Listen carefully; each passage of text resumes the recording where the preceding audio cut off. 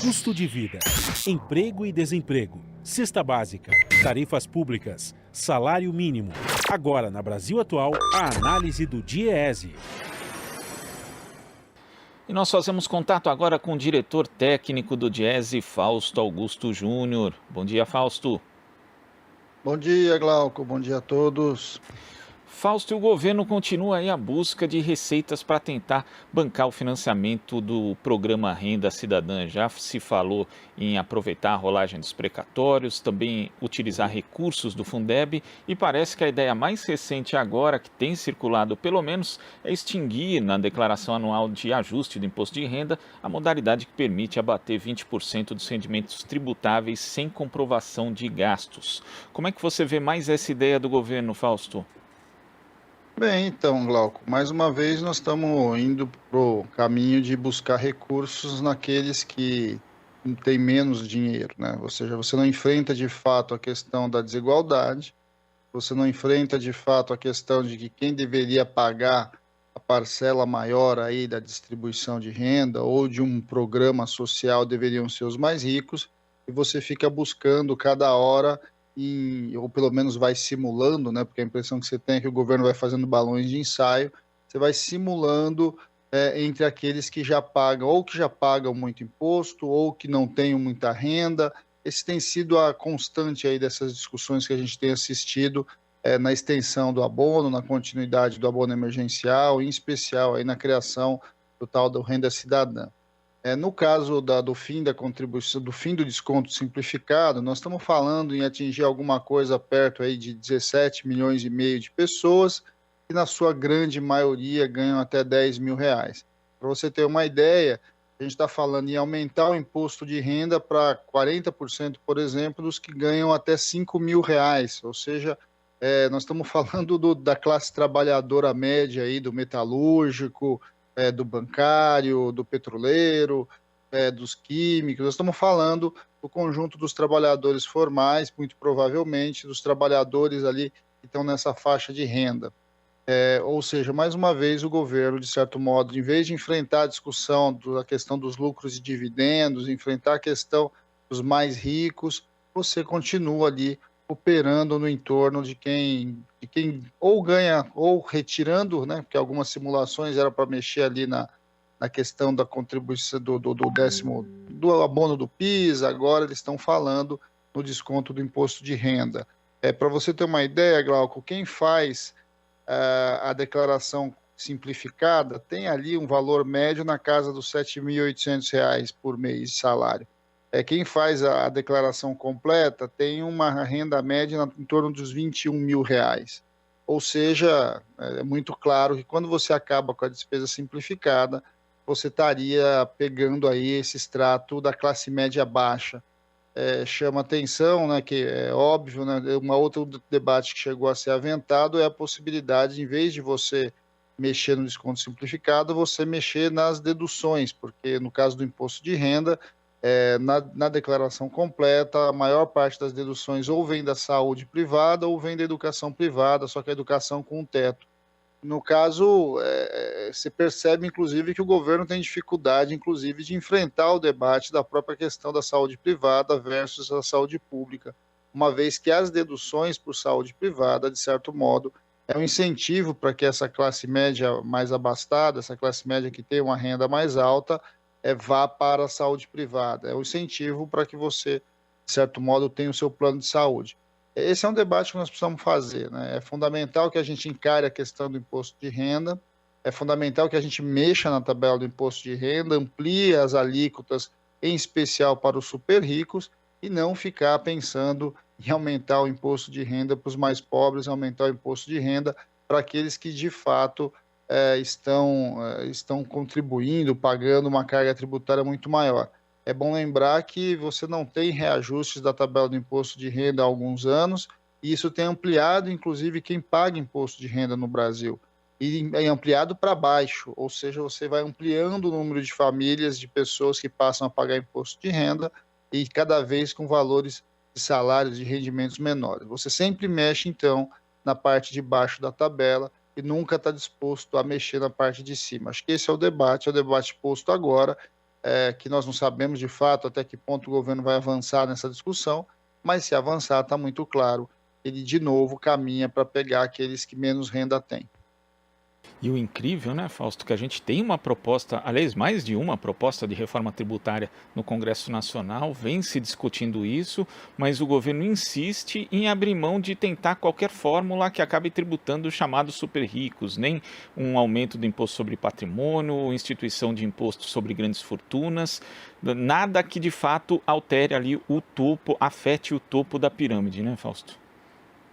Sim, e você tem inclusive propostas até bem mais simples, Glauco, que é você extinguir, né, essa desoneração que você dá do imposto de renda para lucros e dividendos. Uma vez que lucros e dividendos você vai buscar ali diretamente no acionista, você vai diretamente buscar nessa parcela dos trabalhadores, inclusive, que ganham mais, né? Porque a gente sabe que a isenção de lucros e dividendos é um incentivo à pejotização. Muito da pejotização vem por ter a ver com a contribuição do INSS, de um lado, e de outro lado, essa isenção de lucros e dividendos. Você poderia e deveria buscar recursos, nesses casos, nos estratos de maior renda, em especial aí, pegando grandes fortunas, pegando grandes rendas, eu acredito que seja um dos melhores caminhos.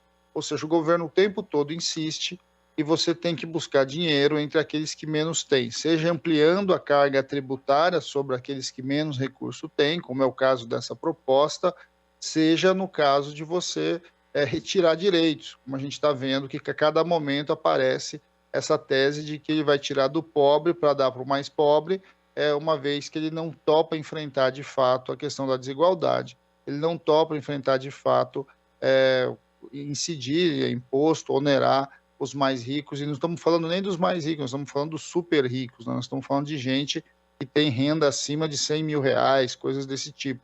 Seria muito possível, muito razoável que você entrasse nesse debate. Acredito que há um apoio populacional, um apoio da população em geral, e os super ricos precisam pagar mais a conta, em especial porque são esses grupos, inclusive, e ganharam recursos, que ampliaram a sua fortuna, inclusive no meio da crise, no meio da pandemia, e que mais uma vez a gente vai vendo que são poupados aí das discussões, são poupados aí de colocar a sua contribuição para o país, a sua contribuição para melhorar a distribuição de renda.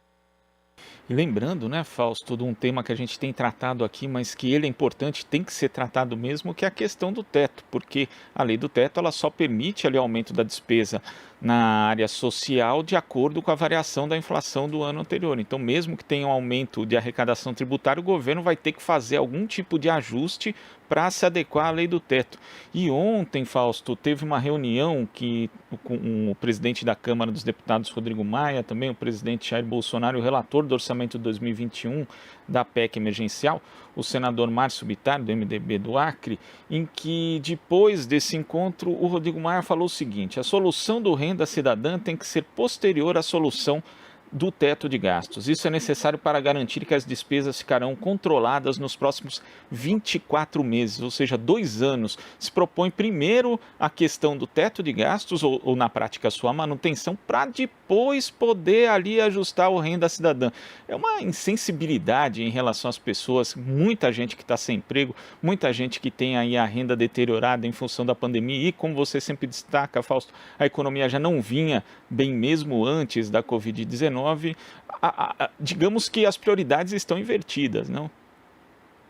Não há dúvida, Glauco, até porque a gente tem que pensar que a gente não debelou a pandemia, a economia ainda está bastante frágil e o governo opera, inclusive um orçamento que está, de certo modo, comprometido do ponto de vista da sua arrecadação por conta do fraco crescimento econômico. Quer dizer, você ampliar a possibilidade de gasto nesse ano e principalmente no ano que vem, de certo modo, vai puxar inclusive a arrecadação. Eu acho que a gente sempre olha do ponto de vista do orçamento, do ponto de vista de como você vai alocar os recursos a partir da ideia de que você tem que diminuir as despesas. E a gente nunca olha sobre o ponto de vista de que essas próprias despesas elas vão ampliar a receita do Estado, uma vez que se a economia cresce, o Estado arrecada mais. É simplesmente um olhar ali bastante limitado do ponto de vista de como você pensa a administração pública, em especial como é que você pensa ali a operação do orçamento. Essa ideia de ficar comprimindo gastos em momentos de muita crise, como nós estamos vivendo, a gente sabe que ela se transforma, de certo modo, num círculo vicioso e que vai jogando a economia cada vez mais para baixo. Agora, isso do ponto de vista de números, né, Glauco? Mas nós estamos falando de fato de pessoas, de famílias, nós estamos falando em cortes de gastos na saúde, cortes de gastos na educação, nós estamos falando em cortes de gastos na segurança pública, nós estamos falando a própria redução dos programas sociais em geral.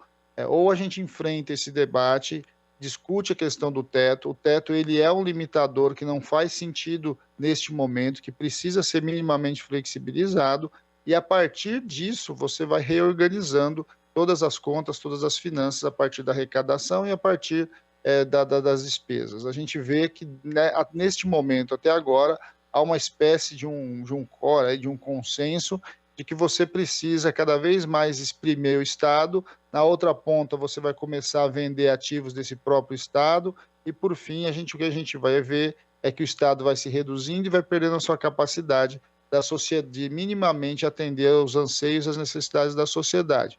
E a gente sabe que o que está por trás de tudo isso, de certo modo, é passar boa parte dos direitos sociais para o mercado para ser vendido aí do mundo corporativo, né, pela iniciativa privada. Essa é a proposta do atual ministro da Economia, essa é a proposta que, de certo modo, se dissemina pelo governo como um todo e que, mais uma vez, a gente vai ver a população sofrendo de um lado e o desmonte do Estado e das estruturas que garantem minimamente um país melhor, a possibilidade de desenvolvimento de ciência e tecnologia, a possibilidade de você ter estruturas de saúde e educação mais competentes, em nome de você manter o Estado saneado.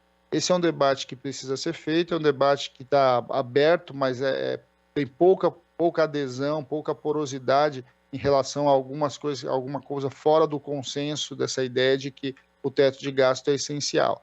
A gente tem que lembrar que o teto de gasto foi implementado ali em 2016, junto na época do governo Temer, e que de lá para cá ele tem barrado toda a possibilidade de você efetivar qualquer política pública, em especial política social.